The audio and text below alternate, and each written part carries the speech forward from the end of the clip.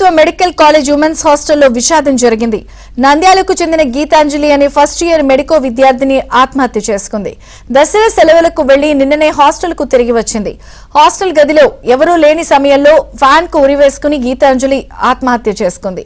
తోటి విద్యార్థులు గమనించి పోలీసులకు సమాచారం అందించారు.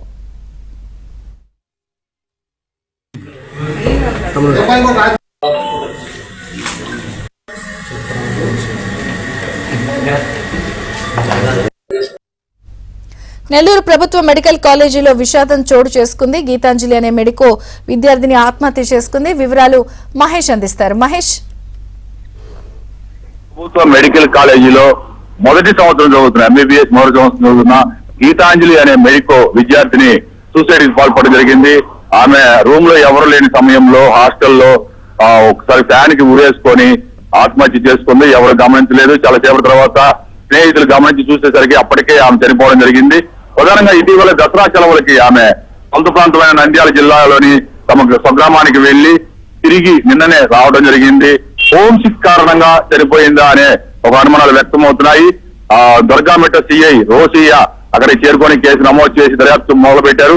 అయితే ఈ ప్రధానంగా చూస్తే వాళ్ళ ఇంట్లో వాళ్ళకి ఫోన్ చేసి ఇలా గీతాంజలి ఆత్మహత్య చేసుకోమని చెప్పి సిఐ వాళ్ళ తల్లిదండ్రులు బంధువులు చెప్పినప్పుడు ఆమె అనారోగ్యంతో ఉంది, అనారోగ్య బాధలు భరించలేక ఆత్మహత్య చేసుకుని ఉంటుందని చెప్పి వాళ్ళు అనుమానం వ్యక్తం చేశారు.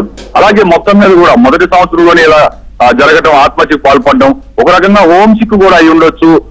ఇంట్లో వాళ్ళతో ఎంజాయ్ గా సెలవులన్నీ గడిపి తిరిగి వచ్చి ఇంట్లో వాళ్ళు దూరంగా ఉన్నారనే ఒక బాధతో కూడా ఆమె ఆత్మహత్య చేసుకుని ఉండొచ్చు అని చెప్పి కూడా కొంతమంది అనుమానాలు వ్యక్తం చేస్తారు.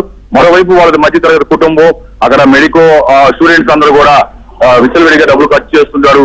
అలా వాళ్ళందరినీ చూసి ఒక రకమైనటువంటి న్యూన్యత భావంతో కూడా ఆత్మహత్య చేసుకుని ఉండొచ్చు అని చెప్పి అనుమానాలు వ్యక్తం అవుతున్నాయి. మొత్తం మీద గీతాంజలి మృతి అందరినీ కూడా కలిసివేసింది. అక్కడ చదువుతున్నటువంటి విద్యార్థులు, అధ్యాపకులు అందరూ కూడా తీవ్ర ఆవేదన వ్యక్తం చేయడం జరిగింది. Okay Mahesh, thank you.